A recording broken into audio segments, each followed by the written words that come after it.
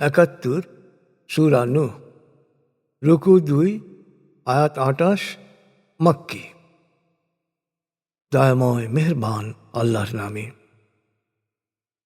আমি নূহকে তার সম্প্রদায়ের কাছে নির্দেশ সহ পাঠিয়েছিলাম, তুমি তোমার সম্প্রদায়কে সতর্ক হতে বলো তাদের উপর যন্ত্রণাদায়ক আযাব আসার আগে। নূহ বলেছিল, হে আমার সম্প্রদায়, আমি তো তোমাদের জন্যে একজন সুস্পষ্ট সতর্ককারী। আমি তোমাদেরকে বলতে আদিষ্ট হয়েছি যে তোমরা শুধু আল্লাহর ইবাদত করবে আর সব ব্যাপারেই আল্লাহ সচেতন থাকবে। তোমরা আমার কথা শুনলে তিনি তোমাদের পাপ মোচন করবেন। তিনি তোমাদের নির্দিষ্ট কাল পর্যন্ত পৃথিবীতে সুযোগ দেবেন। আল্লাহ নির্ধারিত মৃত্যুর সময় এলে তার পেছানো যাবে না, যদি তোমরা জানতে। কিছুকাল পর নূহ তার প্রতিপালককে বলল, হে আমার প্রতিপালক, আমি তো আমার সম্প্রদায়কে দিন রাত সত্যের পথে ডাকছি। যত ডাকছি তত ওরা তোমার কাছ থেকে দূরে সরে যাচ্ছে।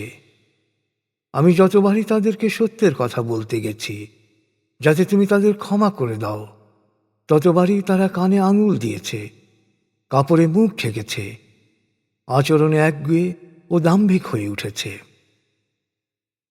নূহ প্রতিপালককে আরও বলল, আমি তাদেরকে প্রকাশ্যে আহ্বান জানিয়েছি, সর্বসমক্ষে বক্তব্য পেশ করেছি, একান্তে পরামর্শ দিয়েছি যে তোমরা তোমাদের প্রতিপালকের কাছে ক্ষমা চাও।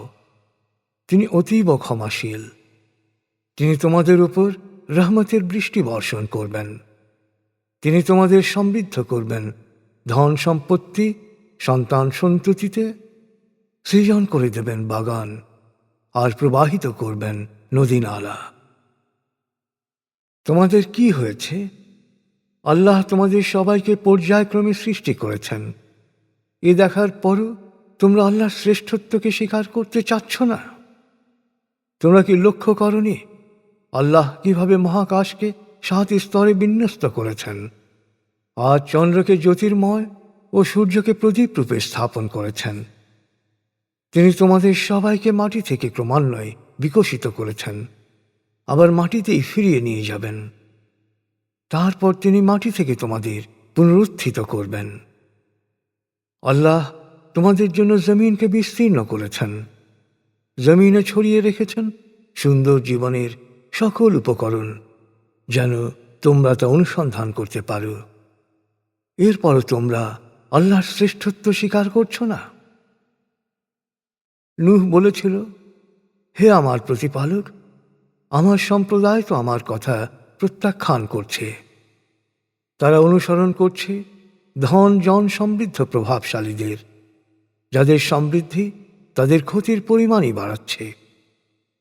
ওরা সত্যের বিরুদ্ধে ভয়ানক ষড়যন্ত্রের জাল বিস্তার করেছে। ওরা ওদের সম্প্রদায়কে বলছে, তোমরা তোমাদের উপাস্য দেবদেবীকে কখনো পরিত্যাগ করো না।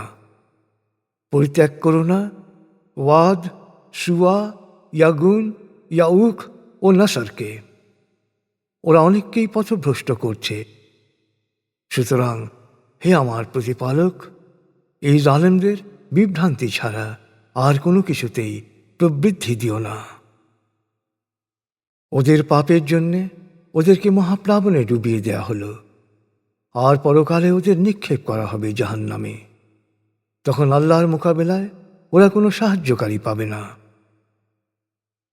নূহ আরও প্রার্থনা করেছিল, হে আমার প্রতিপালক, জমিনে বসবাসকারী কোনো সত্য অস্বীকারীকে তুমি অব্যাহতি দিও না।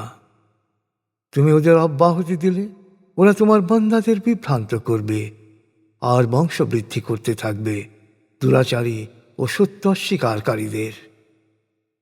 হে আমার প্রতিপালক, তুমি আমাকে, আমার পিতামাতাকে এবং বিশ্বাসী হয়ে আমার ঘরে আশ্রয় গ্রহণকারী এবং সকল বিশ্বাসী নরনারীকে ক্ষমা করো আর জালেমদের সম্পূর্ণরূপে ধ্বংস করো।